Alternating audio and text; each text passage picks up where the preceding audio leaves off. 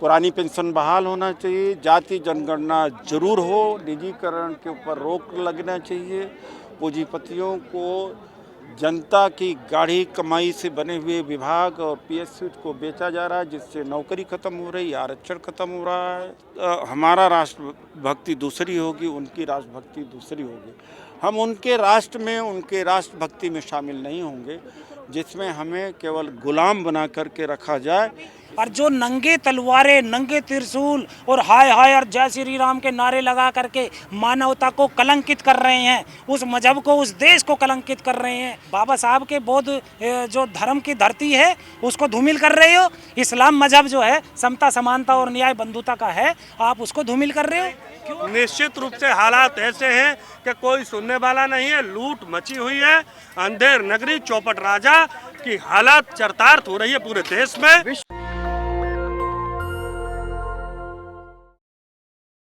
आज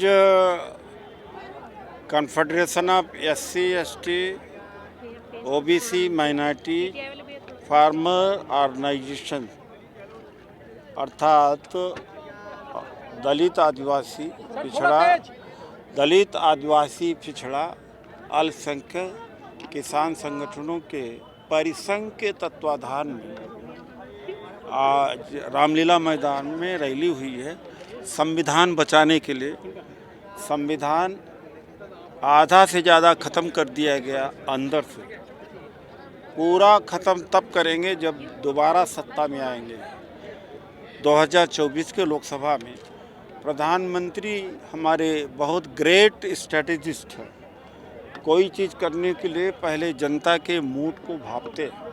अपने आर्थिक सलाहकार विवेक दुबराय से 15 अगस्त को ये कहवा चुके हैं कि संविधान बदलना चाहिए।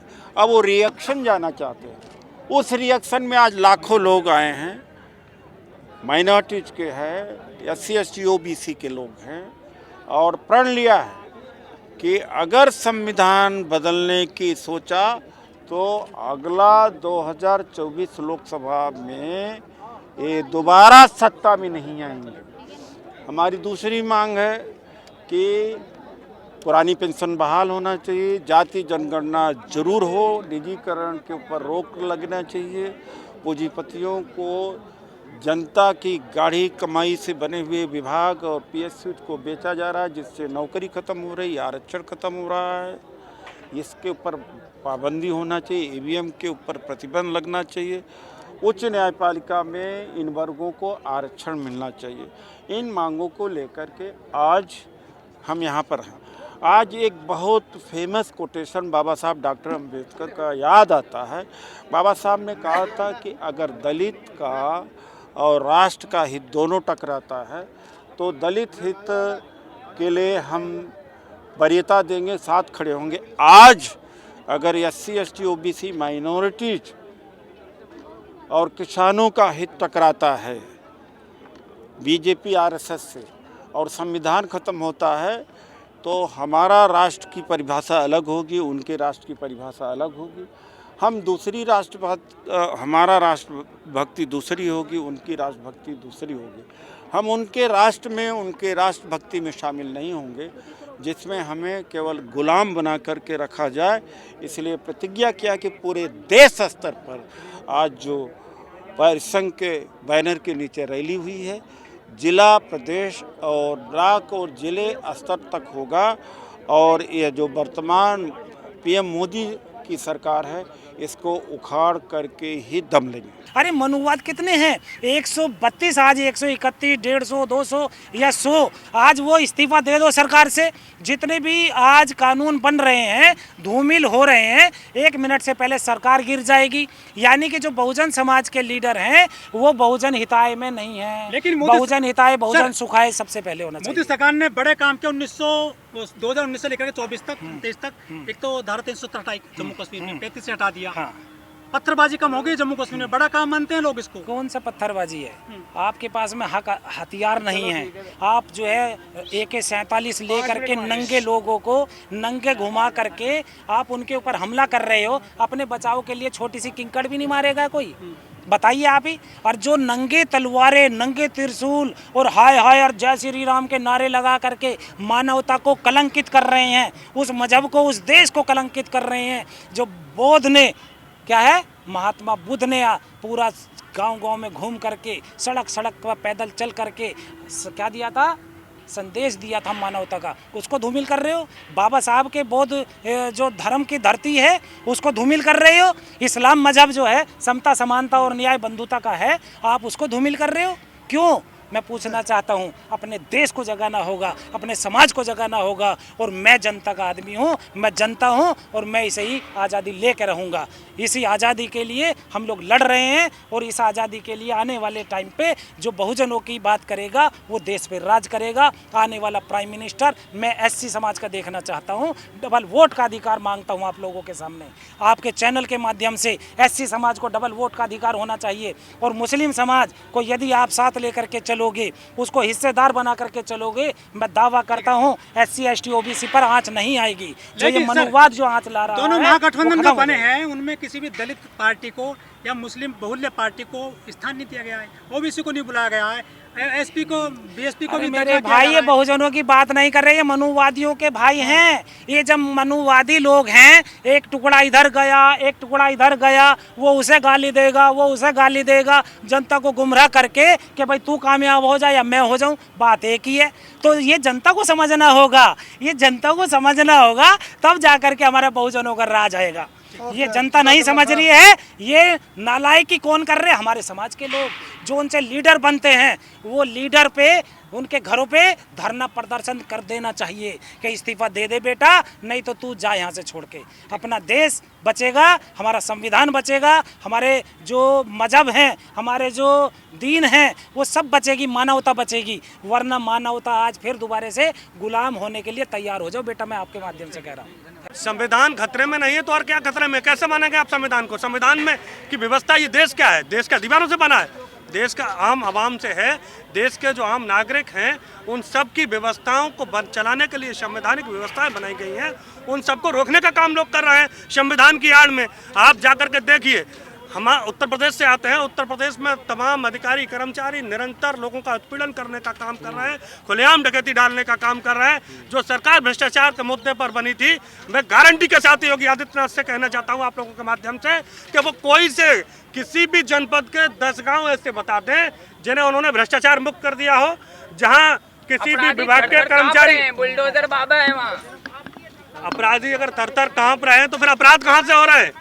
हमारा गृह जनपद एटा है, प्रतिदिन कहीं न कहीं महिलाओं की, बेटियों की लाशें लावारिस मिल रही हैं रोजाना। आप देखिए, आप मीडिया से हैं, आप देखिए अपराधी कहाँ थर-थर कांप रहे हैं। कहते हैं बेटियों को सेंध लगाने वाले अपराधियों को छोड़ा नहीं जाएगा। कहाँ नहीं छोड़ा जाएगा? हम एक ही जिले का नाम ले रहे हैं, परेड हो रहा है। आप किसी भी जनपद को देख लो, किसी भी थाने को देख लो, किसी भी तहसील को देख लो, वहाँ बिना पैसे के सिंगल एफआईआर नहीं हो रही, बिना पैसे के कोई कार्रवाई नहीं हो रही। निश्चित रूप से हालात ऐसे हैं कि कोई सुनने वाला नहीं है। लूट मची हुई है, अंधेर नगरी चौपट राजा की हालात चरितार्थ हो रही है पूरे देश में। विश्व गुरु बनाने की बात कर रहे हैं वो, तो आप कह रहे हैं कि लचर मचर हो रही है पूरी व्यवस्था। जो थे हम वही नहीं रहे, विश्व गुरु तो दूर की बात है। अरे आप विश्व गुरु की बात कर रहे हो, छोटे से देश कनाडा ने हालत खराब कर दी सब मोदी की। तो क्या लगता है 2024 में कौन आने वाला है? जो भी आएगा, इस देश में व्यवस्था परिवर्तन की लड़ाई है, यह दुर्भाग्य है। मैं मीडिया के साथियों से भी कहूंगा कि मैं एक निवेदन करना चाहता हूं कि मीडिया के साथियों से भी कहना चाहता हूं कि इस देश में आज़ादी से लेकर अब तक यही होता रहा है कि जब जब बात पीड़न अत्याचार की होती है तो लोग सत्ता परिवर्तन की बात करते हैं। हमारी अखिल भारतीय किसान यूनियन, मैं राष्ट्रीय अध्यक्ष अखिल संघर्ष इस बात की घोषणा करता हूं कि इस देश में व्यवस्था परिवर्तन की लड़ाई की जरूरत है। सत्ता में चाहे ये रहे चाहे कोई और रहे, जो भी रहेगा व्यवस्था जनता के हिसाब से होनी चाहिए, शासन प्रशासन जनता के हिसाब से चलना चाहिए। ये लड़ाई जब तक नहीं चलेगी, जनता तो कह रही मोदी है तो मुमकिन है। क्या कह रही है जनता? जनता यहाँ भी कुछ कह रही थी, ये भी तो आपने सुना, ये भी तो आपने देखा।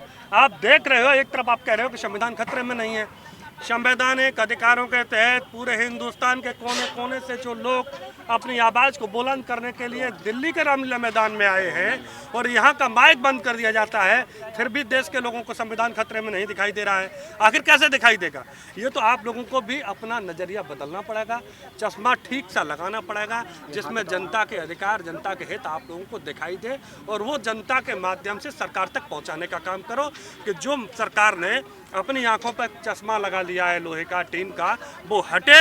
अगर आज भी यहाँ मन से ये घोषणा न की गई होती कि यहाँ से जो आवाम आया है, पूरे देश के लोग अभी प्रधानमंत्री और गृह मंत्री के आवास की तरफ कूच करेंगे, तो ये मंच भी लगातार नहीं चलता।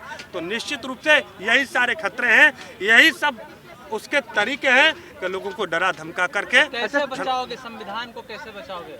लोकतंत्र में भीड़ की दम पर ही सारी चीज़ें होती हैं और देश के अवाम के पास भीड़ की कोई कमी नहीं है। जब जब ज़रूरत पड़ेगी, जब हम लोग किसान आंदोलन चला रहे थे तब भी लोग इस तरह की बातें कर रहे थे, वो भी हुआ है और ये भी होकर रहेगा।